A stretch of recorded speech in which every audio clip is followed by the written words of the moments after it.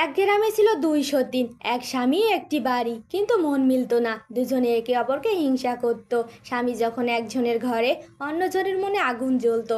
একদিন এক গ্রামের বুড়ি মহিলা এসে বললেন, তোমরা যদি সংসারে শান্তি চাও তবে তোমাদের একজনকে ত্যাগ স্বীকার করতে হবে। দুই সতীনের মনে প্রশ্ন জাগলো, কে করবে ত্যাগ? বুড়ি মহিলা বললেন, যে সত্যিকারের ভালোবাসে সেই পারবে ত্যাগ স্বীকার করতে। পরের দিন দেখা গেল ছোট সতীন ঘরে সব কাজ নিজে করছে, বড় সতীনের সন্তানকেও আদর করছে। বড় সতীন অবাক হয়ে জিজ্ঞেস করলো, তুমি কেন আমার সন্তানকে খেয়াল রাখছো? ছোট সতীন বলল, আমি বুঝছি ভালোবাসা মানে শুধু দাবি না, দায়িত্ব।